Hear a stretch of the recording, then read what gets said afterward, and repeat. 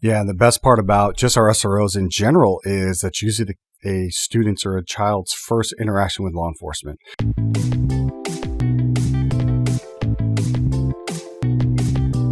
Hello and welcome to Shop Talk, where we talk everything Scottsdale Police, answer your questions, and bring you updates from around the department. Now here are your hosts, Chief Jeff Walther and Sergeant Kevin Kwan. Hey everybody, welcome to episode 8 of Shop Talk. I'm your host, Chief Jeff Walther with the Scottsdale Police Department, with my trusty sidekick, Sergeant Kevin Kwan. You can call me whatever you want, Chief. Another great episode. What we think is a great episode. Hopefully you think it is a great episode as well. But still super excited to be doing this and having our own podcast and really connecting with some of our amazing community members and leaders in the community. And this time is exactly that, just like the others. And I'm excited to have Dennis Robbins on with us, former council member, Scottsdale Charros, and we're going to really talk about the Charros today in the second part of our show. And so very excited to have him come on with us. We like to drag people kicking and screaming down onto our show. And I think Dennis came willingly, which is fantastic this time. So real excited to get that rolling. I hope everybody's doing well. It was a very busy season for us with now the Bear Jackson Auto Auction behind us, the Parada behind us, and the WM Phoenix Open. That we had rough estimates came back to us were just over 1 million people. Wow. Over that week, which I think most of our folks slept for a week after, solid, and it was great. It was another great tournament. And speaking of that, Kevin, I think you became an instant social media celebrity. I even saw you on Golf Digest because you happened to record while live streaming for the PD in your capacity as our social media guru and PIO guru. You actually captured the hole-in-one and the chaos that followed. Yeah, it was pretty cool. So we were out there just talking about getting a ride share and making sure you're having a designated driver. We wanted to show the fans kind of the ambiance of 16. And it was on Saturday, and there was probably over 300,000 people there. Yeah. And the best part about it was I kind of had hyped the crowd up a little bit above us. I'm like, hey, no matter what happens, just please cheer a little bit when they hit the green. And first shot was 14 feet from the green, and I heard these like slight little clapping. I'm like, oh my gosh, these fans are so critical, and we'll see what happens. And then, sure enough, the Sam Ryder hit this amazing shot. Watched the side spin drop right in the hole, and my idiot fandom went into case. I thought you were pretty calm, cool, and collected. Maybe not. Nope. Did you get the beer smell out of your uniform yet? Because the number of beers flying onto the course and spraying you and everybody else was. Honestly, it was the coolest golf video I've ever seen. It was pretty fun. When it happened, we were right by the green, like right next to it. And as soon as I went into fandom and looked up, I can't tell you how many beer cans were just raining over my head and being thrown on the green. And, the WM Phoenix Open staff, they're not allowed to serve them with it closed. So all of those were open, and they're either full or and it was a great smell for the rest of the day. Yeah. But I asked many of the people that I talked to the next day on media, I'm like, hey, can you make sure that you let my chief know that I wasn't drinking and there's video proof of it? So it was cool. Yeah. And I know you're pretty humble about all of the marriage proposals I think you've gotten since then via social media. So. Yeah, it was really fun having Scottsdale Fire there because they knew that we kind of took that one from them. So it was very cool. Mm-hmm. Well, let's get rolling to today's episode. As always, we start with questions that we solicit and receive from our citizens, our visitors, our business owners. Excited to have those and some good questions that we received through some of our social media platforms. So thanks to those who sent us questions. Yeah, and just a reminder, anytime anyone wants to submit a question, is all of the social media platforms is at ScottsdalePD in the search function. So you ready for our questions? As ready as I think I'll ever be. Yeah. Fantastic. All right. With the CDC lifting restrictions on the effects of the pandemic, how does this affect the day-to-day operations within the city and within the police department's operations? So real briefly, I'll talk about the city. The city is following the CDC guidelines. So that will, that what that does is that makes masks optional. You're still welcome to wear a mask if you want, but that is optional for city employees. We're in the process of opening our building, so most of our district stations now, McKellips, Downtown, Via Linda, and Foothills district stations are all open for public walk-ins, as is the headquarters building. So that's the kind of the biggest change for us. Prior to that, now PD, very PD specific, is that we were already, if you were outside, if our officers or police aides were outside and making contact with the public, masks were optional. If they were inside and couldn't maintain a 6-foot distance, then they could wear a mask. But so now that's just really made it much easier. Instead of thinking, well, am I 6 feet away? Am I social distancing? They're just not wearing them now. So it's optional. I still have some employees that are wearing them optionally, which is fantastic. I want them to make sure that they feel safe doing what they're doing. But what we've noticed is that pretty much everything's gone back to pre-pandemic. And so that's kind of been our footprint.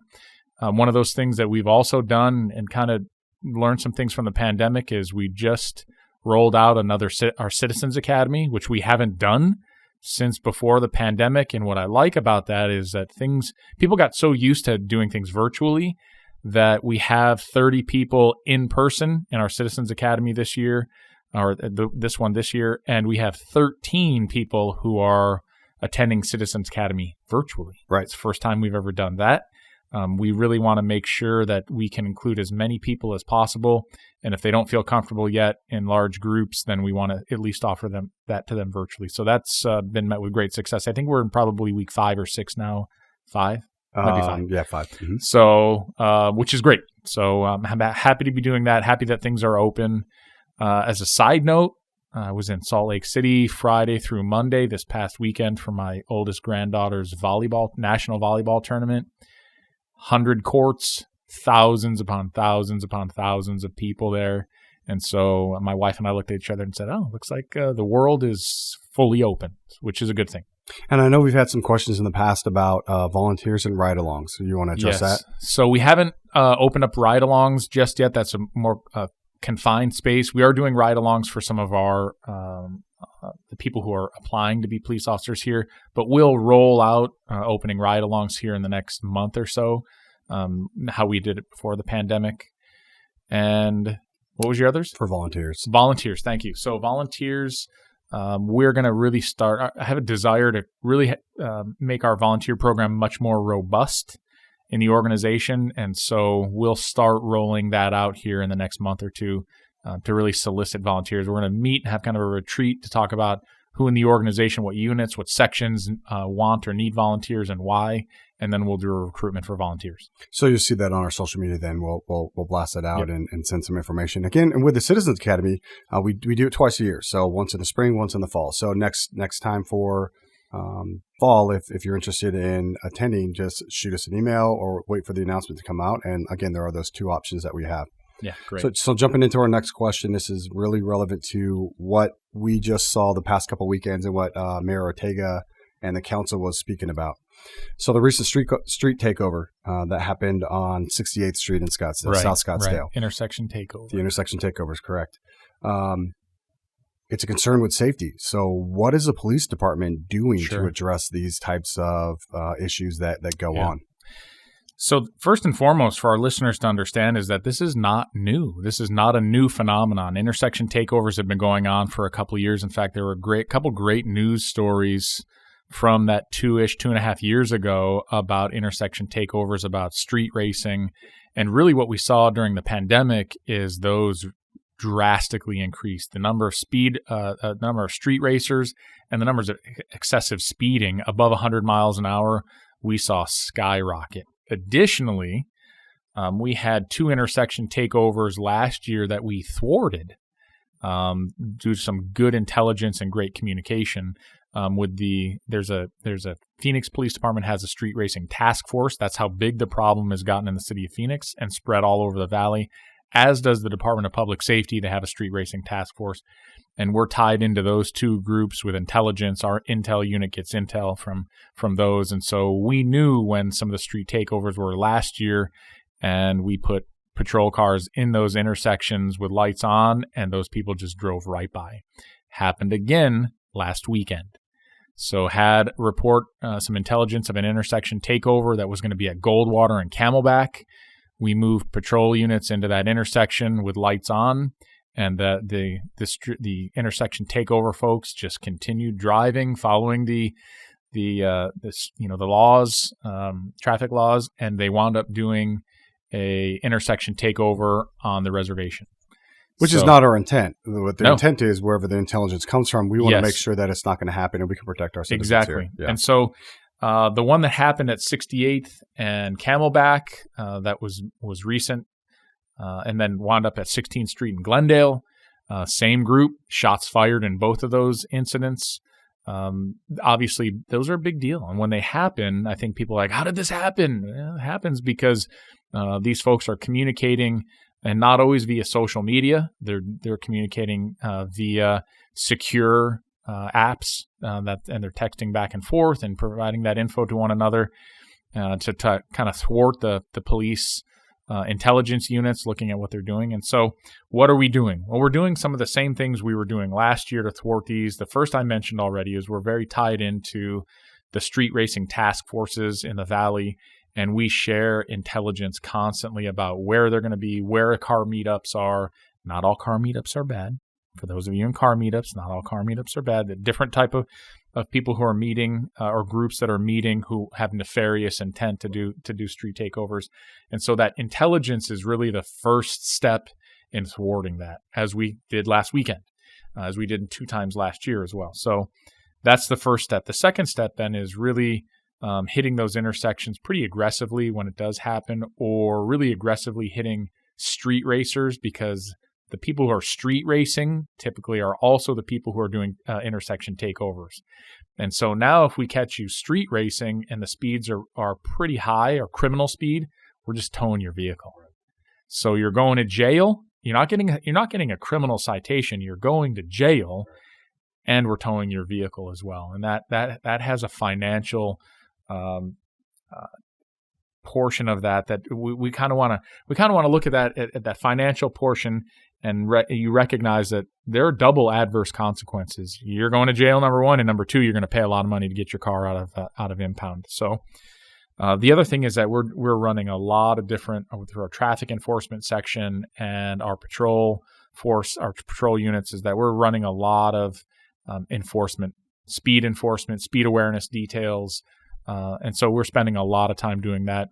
I've committed to council, and I did this last year as well, is that my traffic enforcement lieutenant puts together a monthly speed awareness summary that I get to council. Here's what we're doing. Here's how many citations. Here's the photo radar's been out. Photo radar, love it or hate it, photo radar slows people down. And so typically, what we're seeing is, which is a disturbing trend, and I'm glad we have photo enforcement, is we're seeing, and we saw in 2021, a significant rise in the number of 100 plus mile an hour captures via photo enforcement.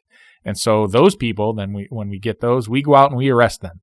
So photo enforcement is also a key component of our enforcement strategy. Our motor officers, our aggressive driving squad, our DUI squad works all those as well. So we have a very robust response to that.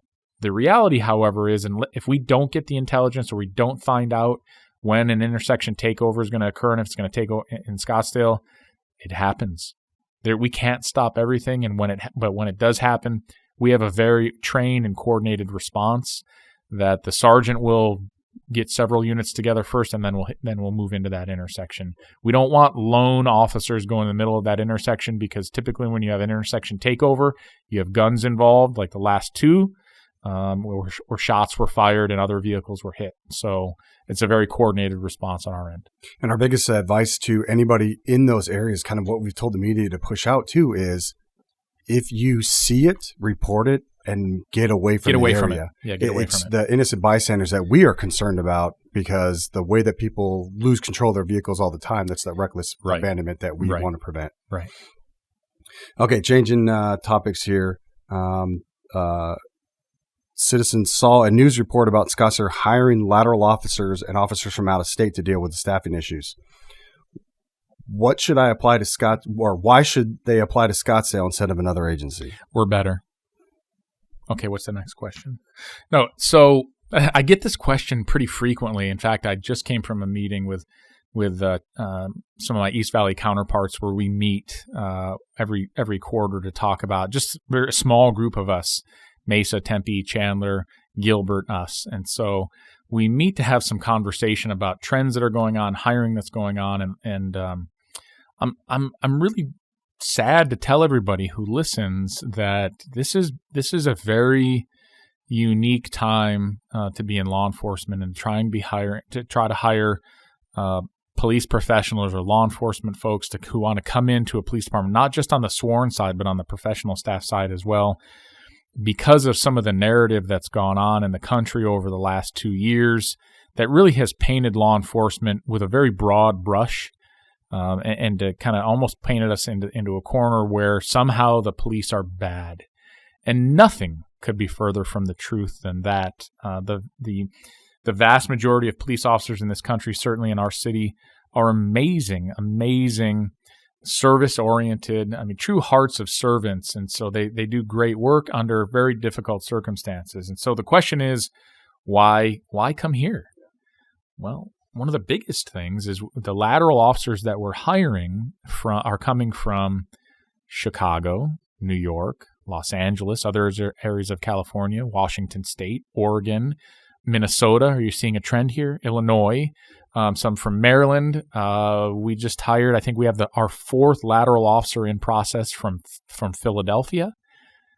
Yeah, I think our listeners get an idea of what the issue is. It's where in those areas where there's a lot of strife and consternation and a lot of issues going back and forth between those police departments and the communities that they serve. There's a big defund movement in a lot of those places, defund the police. And they come here because, well, number one, if you're in Philadelphia in the winter or you're in Chicago during the winter, it's probably not a great place to be a police officer. Great city, but not, it's cold. And when you come out here, in fact, I talked to an officer from Chicago PD yesterday, who's thinking about coming to Scottsdale. And he said, look at this weather. He's like, I got to get on a plane tomorrow and fly back to Chicago. And he's going to freeze his butt off. And he came out here, so look at the weather, and he recognized the biggest thing in Scottsdale, and that is the vast majority of our citizens and our visitors, our business owners, truly support the police in this community. And so one of the things that you and I talked about in the community engagement section with our folks in community engagement is one of our selling points is to lateral officers from around the country is, hey, come work for a community that supports you. And so that's really such a good selling point. I could go on and on our show, but I want to get to Dennis here eventually. We go on and on about being the only duly accredited municipal police agency in Arizona. I could talk about the professionals. I could talk about we get thousands of applications annually, but we skim the cream of the crop off the top, and those are who we hire. The problem is that fewer and fewer people want to be police officers, want to be communications dispatchers or records personnel.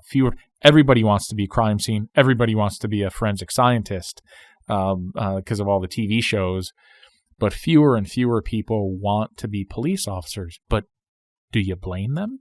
If you look at the narrative and look at what's going on, a lot of people will say, you know what, that looks like a super, noble position or noble job. But I don't think I want to do that. We're different here. We really, really are different here. And there's some good agencies in the Valley. I named a few of them that I met with today, but we're different. We see ourselves as part of the community. And you must, to be successful in law enforcement, you must see yourself as part of the community. The other thing that we do differently is if you call us, we'll come. Now, I know there's people who are listening who are like, hey, wait a minute, I called the Scottsdale Police and it took them 4 hours to get there. Believe it or not, we're a very busy police department. And so there are those calls that we prioritize. We're going to get to you eventually, but we have higher priority calls that we get to that are more emergent. But if I always use this line, it's my favorite, one of my favorite characters from the old Bewitched, Mrs. Kravitz, right? If Mrs. Kravitz calls in the middle of the night and says, and this is a true call, and I use this often, if Mrs. Kravitz calls in the middle of the night and says, "Hi, I'm a widower and my toilet's overflowing and I can't get it to stop. Can you help me?" Are we going, Kevin? Absolutely. You're right. We are absolutely going. And a lot of police departments will say, "I'm sorry, that's not a police issue.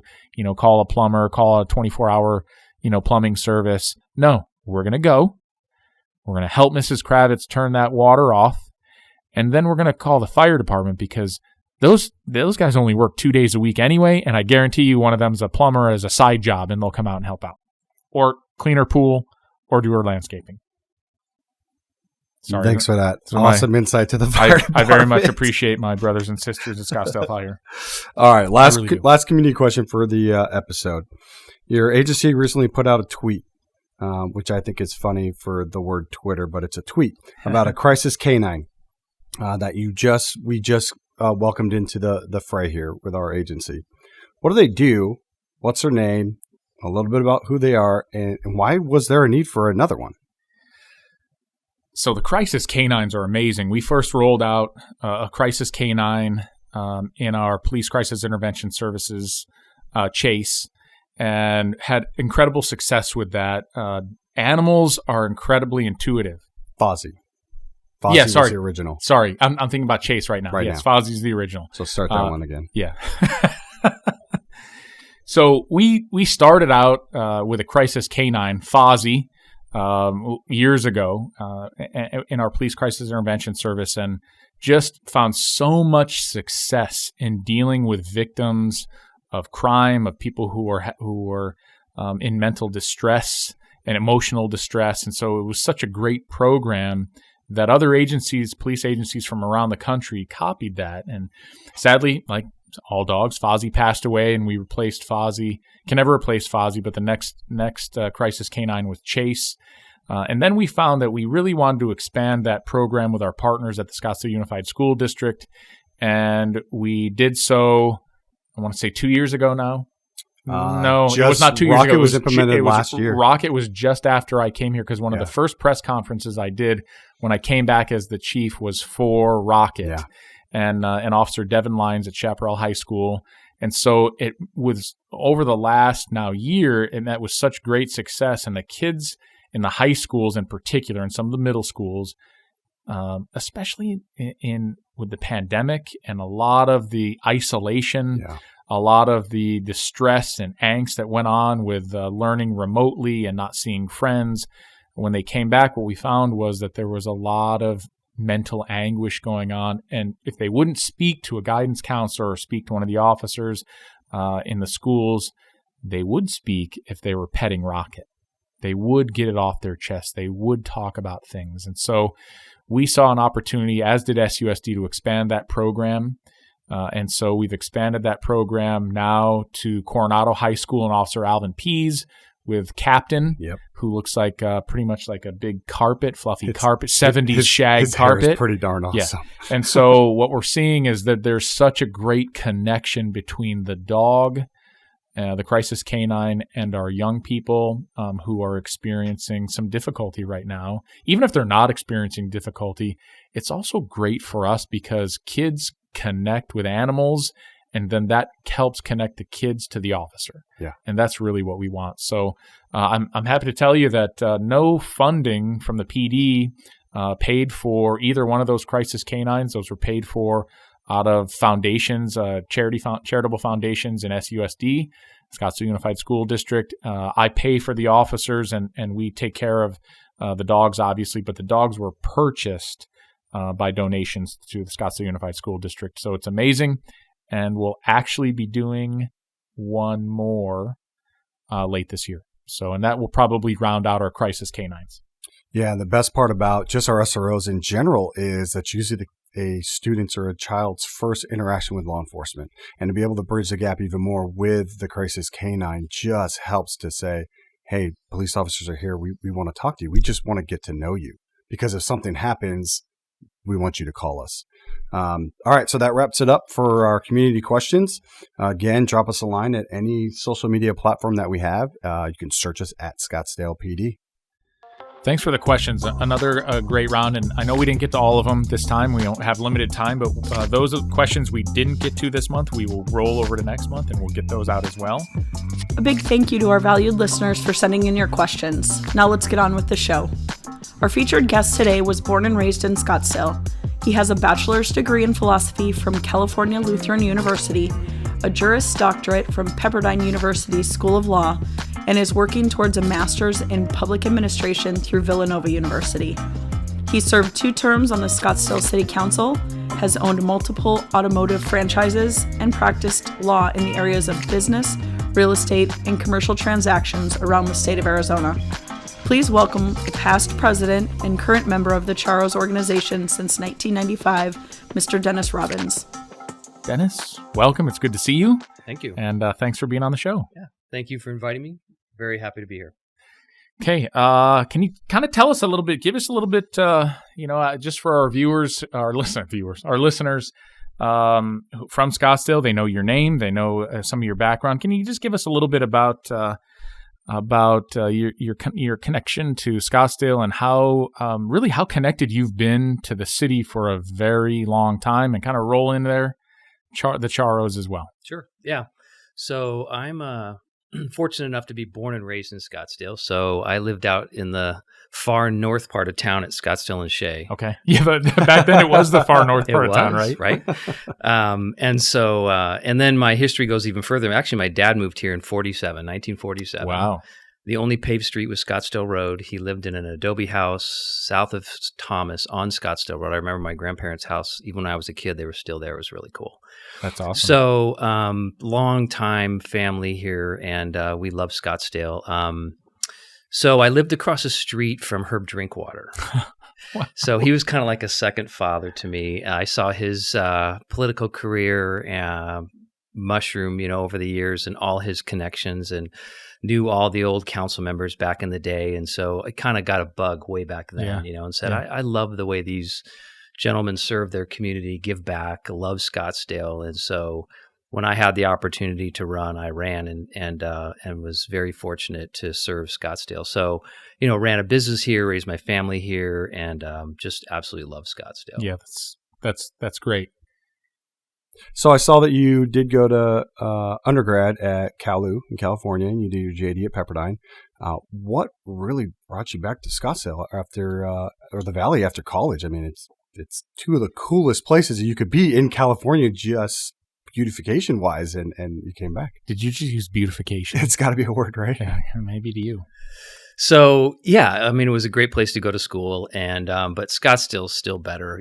Arizona's still better, and California's good to visit, but you don't want to live there, right? And so, when I had the opportunity to come back here and take the bar, and I practiced law for a couple of years, and then went into the family business, Midas Auto Service, and then started serving the community. I just really wanted to give back, and really wanted to be a part of Scottsdale, and so I got involved in the Charros and in some of the boards and commissions in town. And again, back to that Herb Drinkwater connection, and just started my public service, which I just love and continue to this day. So yeah, I mean, Scottsdale's a great place to be, and it continues to be, just wonderful. That's great. I think that's a good segue into the Charros. I think most people, they especially spring training, or they understand, or they see the Charros. They see the Charros logo. And I think if you've been in Scottsdale a long time, you understand what the Charros are.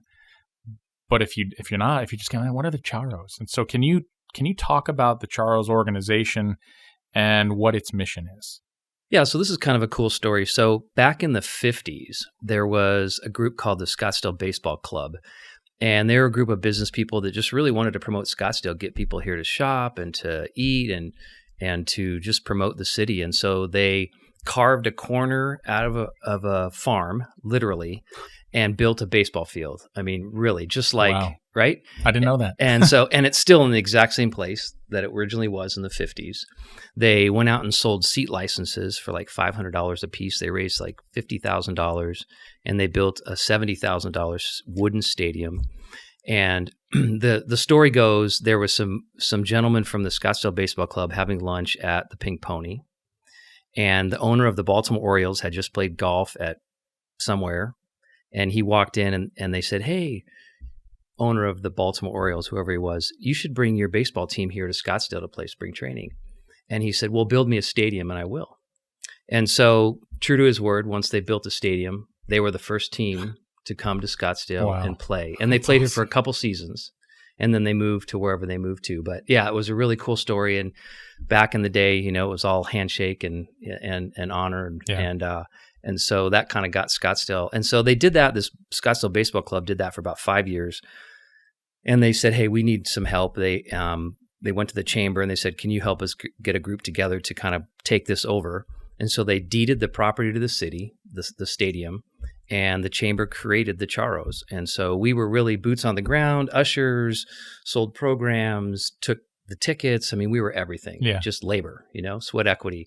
And we did that for a couple decades, really. And we had 5 different teams come through Scottsdale.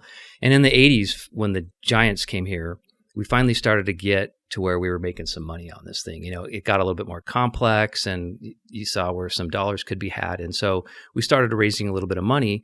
And then we said, "Well, what are we going to do with this money?" And so we really started to give it back to, we honored some students in some of the high schools, and we started giving back to some of the charities, the local charities. And so that just started our path to where we said, "Hey, this is a good mix. This is how Scottsdale works, is it's a partnership between the business community, government, and the community to make this a better place to live," right? And so, unlike any other community in the Valley, there's some other baseball supportive groups, but nobody who is entrenched like we are. And so now we're to the point where we sell all the advertising in the stadium. We have a VIP section in right field called the Charro Lodge. We buy 10,000 tickets a year from the Giants, and then we package those and sell them to the public, called the Charro Lodge. We sell the baseball program when you walk in the front door. We do the 50-50 raffle. So we net about a little over $1 million a year through those efforts in that 30-day window. And then all that money gets plowed back into the community. And so half of the money goes to grants to local charities, and then the other half goes to SUSD to scholarships and funding things that are off budget. Yeah. I will tell you, just because it's very timely, is that we too in the police department, some of our cadets are going to be recipients of a new scholarship too that I'm very excited about. So we can talk about that as well. There was something other time that you mentioned, timely, because when we put this out, usually it's within a week or so of recording this. Yep. But here we sit on March 10th. And we're in a lockout still, but I think you have some news. I do. So right as I came today, I know I walked in here and I said, "Did you guys hear?" And you said, "No, what?" They just came to an agreement that the CBA has been agreed to by the players and the owners, and they're talking. So today's the 10th, as you said, and I think they're going to have reporting by the 13th, which is Sunday. Okay. So they try to get everybody into town by Sunday, and then hopefully late next week, maybe even by St. Patty's Day. Oh. That'd be great. I mean, I'm sure everybody's gunning for a week from today would be St. Patrick's Day, which is a huge night for everybody, and it would be really nice to have a game that night. We have one. It's scheduled for 7:00 on Thursday night, so we're hopeful. I was worried that we were going to miss the whole spring training, and that's such a big deal for us. It's a big deal for the Charros and fundraising, and so I'm fingers crossed that we're playing on St. Patty's Day. That would be tremendous, because it really is a benefit to all of us. Yeah, and the crazy thing is, when you think about it, 2 years ago is when the pandemic hit, almost to this day, right? In fact, it was on the 10th, I believe, of March, right? Yeah. And so we had 10 games in to spring training, which had 16 games. So we canceled the last 6 games, had to write refunds to a lot of people. And then, so we obviously, everybody lost money that year, or didn't make as much as you normally would. And then last year, we only had 25% capacity, if that. And so we had a horrible year last year. So we're thinking, this is the third year, it's going to be a great year. And then we have a lockout. Right. And the crazy thing is, 2 years ago, the community had just invested $50 million into our stadium with a whole new, refurbishing, and made it look beautiful, and did all these new things. And then here we've had 3 years in a row that's been difficult. So the field house is gorgeous. The new field house it's amazing. we've hosted a couple events from the city there to do promotions and stuff. And you walk in and you're like, wow, this is so state of the art. And just it's huge. It's huge. Looking out to the fields that were right there. I mean, it's beautiful. I love going up to the Charros Lounge just to look at when it's a night game. You have the whole sunset and you have the ambiance of just spring training baseball. You can't get any more antithesis of spring training baseball up there. You know, Dennis, can you talk about, we always bring this back around when we have a guest on about really then the connectivity between the Charros and the police department. And one of the things we mentioned already was and then we can talk about that, is the scholarship. But the Charros have always been really connected to the police department. Can you talk about that a little bit? So we're primarily an event company, an event producer, right? So we do baseball, we do our education banquet. We just took over the Prado del Sol. We have a golf tournament. We have all kinds of, over the years, we've done a tennis tournament. We've done another golf tournament. We've done a marathon. If you remember back in the day, we did the Fiesta Bowl Marathon. So we've done events for our history, our 60-year history. So, of course, that's all engaging the public, and that means that there's public safety involved. And so the police department's been a partner of ours, whether directly or indirectly, for our whole existence. And so we depend on you and our relationship with you to make sure that what we do is safe and people feel safe doing it. And so, you talk about the recruiting people to come to Scottsdale to be police officers or to be business owners or to be residents or whatever it is. And safety is everyone's number one priority. So you guys play a huge part in our economic development, in who we are as a community, and allowing us to provide safe events that really make Scottsdale who they are. Absolutely. Right. And so everything that we do is very important to what you do is very important to what we do and allows us to give back to the community. I'm so happy to hear you talk about that because I think it's such an important component that, in fact, I had an awards presentation to some of my officers this morning, a critical service and a life-saving award related to a violent crime that happened. But what we talk about is that I try to let them know and they understand. And when I have community events and I talk at community events, is that Scottsdale has a national and an international reputation as a place to come. That's why we see 11 million plus visitors. It's why we'll see some great visitors out now at the Scottsdale Stadium for spring training. But that's all predicated upon the level of safety people feel when they're here.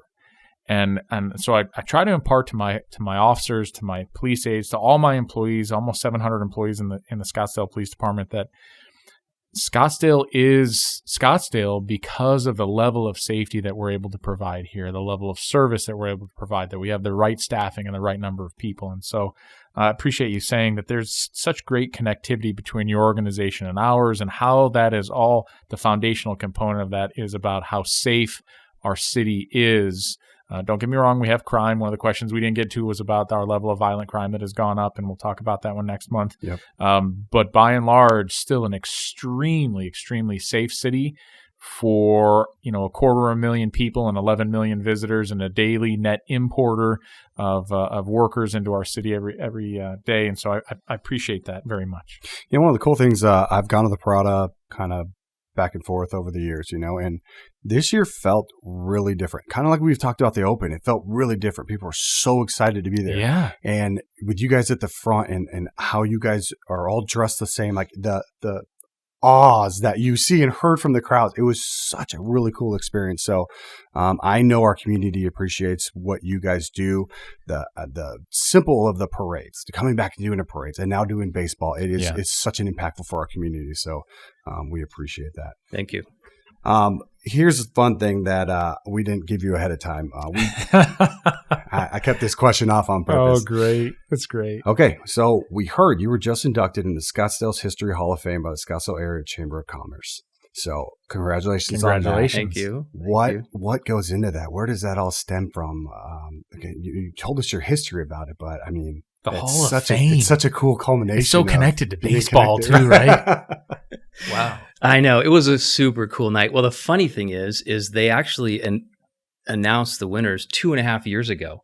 So this was before the pandemic, right? This is crazy. So in 2019, like the late fall, they announce it. And then in the spring of 2020 is when they usually have their event, like in May or something. Well, obviously you couldn't have it in May of 2020. So they're like, okay, well, the fall, everything will be back together in fall. No, that didn't happen. Remember, 2 weeks to flatten the curve. Exactly.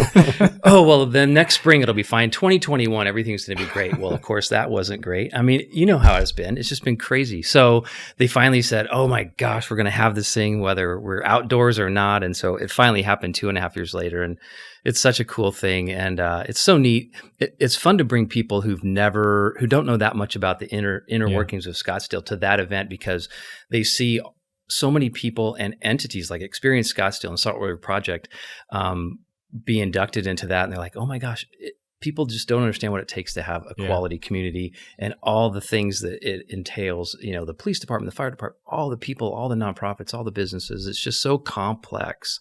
But you get to see some really neat people and organizations that night. It was wonderful. That's fantastic. Congrats. That's great. Thank you so much. And, you know, I know this one's not in here, but I always thought, how do I become a Charro? How can I become a Charro, right? And then I saw one of our sergeants became a Charro. Yeah. He did. Shout out to Nick Alamshaw and becoming a Charro. And so, well, I'll tell you got to start, Chief. We have to get you on a Charro ride. I know, you know. That's the eye of the Casey needle. Solom is always on me about it. Comes into the building. Hey, Chief, we're going to get you on the Charro ride. Those horses are scary. I mean, you have them in your department? Maybe you should go spend some time at Westworld. I do, but I only pet them and then I run away quickly. They're very large and have very small brains, but they're beautiful, majestic creatures, but I'm a little afraid. I know you were going to talk about this, but I just want to make sure we mention that scholarship. Yes. Yeah. So we had a Charro who was managing so there was an officer that he knew that was killed in the line of duty. So they established a fund for his son to go to college. Mm-hmm. His son never used that money. And so it sat there for several years and he said, I got to do something with this. So he said, what if we established a fund in the Charros where we could reach out to police and fire cadets those wanting to become an officer or a firefighter and help them obtain that goal. Yes. And so they met with you and they met with Alan Rodbell, former chief of police, and kind of put this whole thing together. And so we're super excited about this. We think we can really fundraise to this. Yeah. We can go out to the community and say, look, you need to help us build, the department and make sure the young people that can't afford it, they have so many requirements, so many hoops they have to jump through. Right. Application process and an interview and all that. And so we're really excited to be a part of that and to help in any way we can in just this small way and to highlight what you guys do and hopefully we can grow some of our own. In fact, I think on the fire side, Hoster's son is the fire cadet we Adam Hoster's son. And I think they're going to send him to EMT school. Yeah, and your young man is Adam Reyes. Yes. Yeah. So just wanted to shout out to him. That's great. Fantastic. It's an amazing thing. We really appreciate it. I know the cadets. Then when I had a conversation with some of the cadets, they're like, "Oh, that would be great to, compete for that." So that's terrific. That's a wrap for this episode featuring Dennis Robbins. Now let's jump into this show's For Reals questions.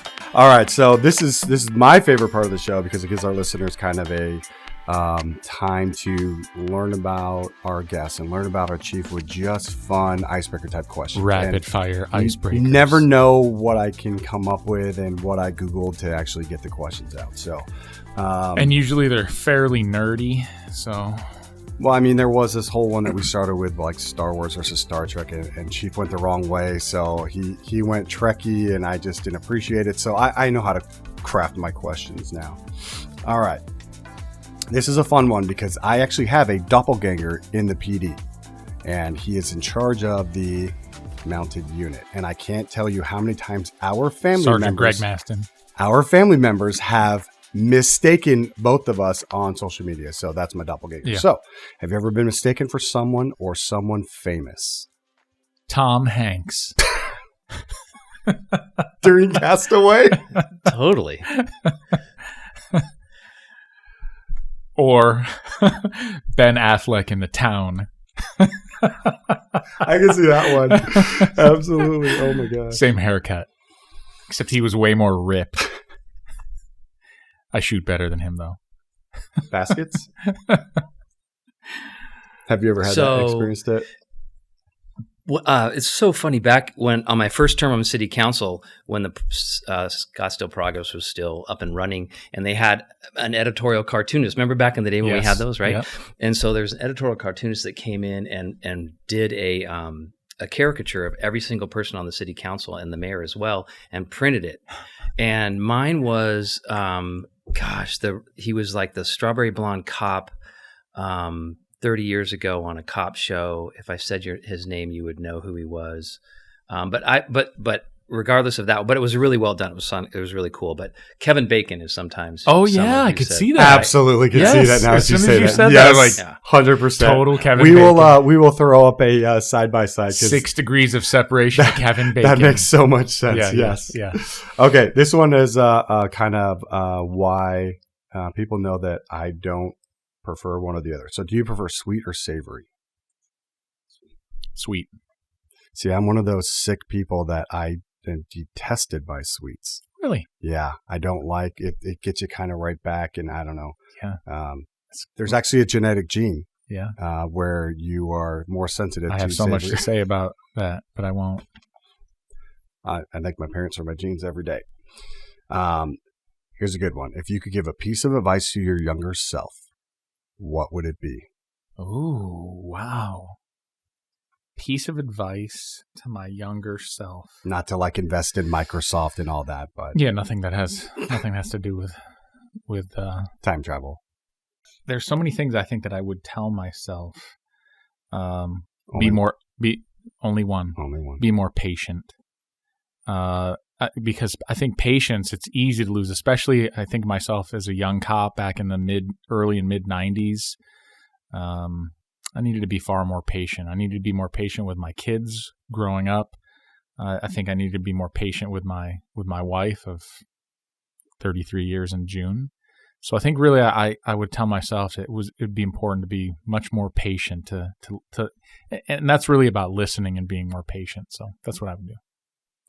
And I would say, as you get older, you realize that you really don't care what other people think about you. Oh, yeah. And so if you knew that 20 years ago or 30 years ago, it would make things so much easier. Agreed. Right? Yeah, great point. All right. Is that why when you see the old person on the park bench and they just don't give a darn about anything? Yeah, I like that. Name one thing that is still on your personal bucket list. So the vast majority of my family is from Ireland. And so kind of 60-ish%, probably 2/3 from Ireland, and the other third is from Germany. So I've always wanted to go visit both of those places, and I have not. So both of those are still on my bucket list just because of that family connection. And mine's similar to that, actually. I kind of have this weird thing. I like tennis.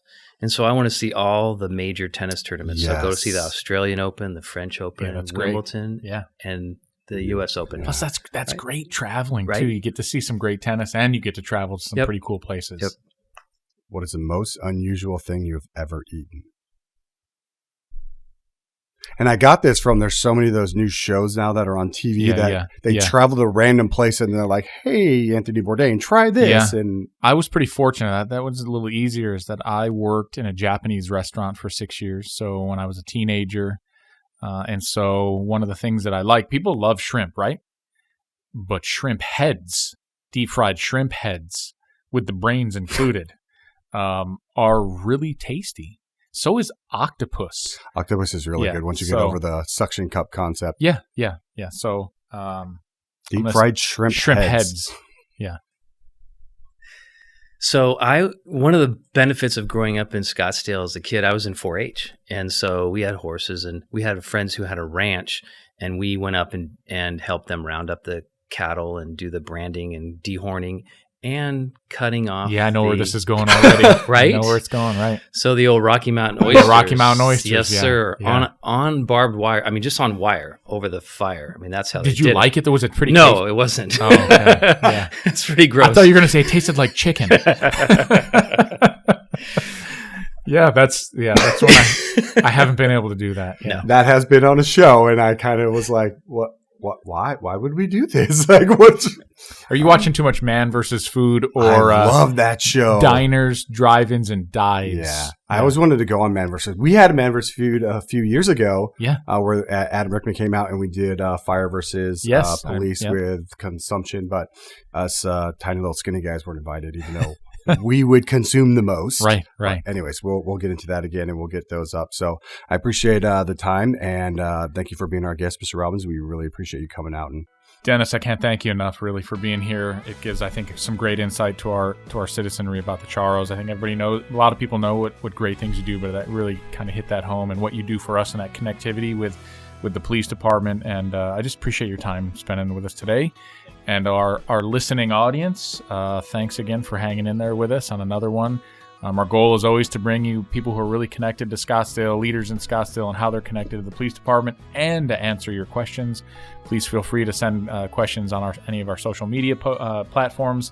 If you've seen, we've gotten extremely active on social media over the last 15 months, and it's really been a boon for us. Kudos to Sergeant Kwan and his staff for really hitting home runs regularly on that, or holes in one.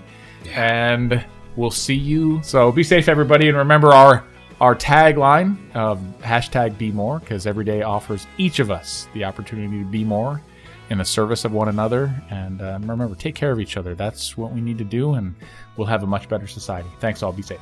Thank you for listening to Shop Talk Episode 8.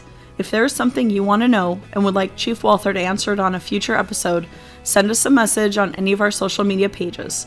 You can find us at ScottsdalePD on Facebook, Instagram, and Twitter. Now we want to hear from you. Go to the original podcast post on our social media page to tell us your answers to this round of 4 Reels questions. Again, thanks for tuning in to this month's episode of Shop Talk. Don't forget to DM us your questions for next month. Until then, remember to be more.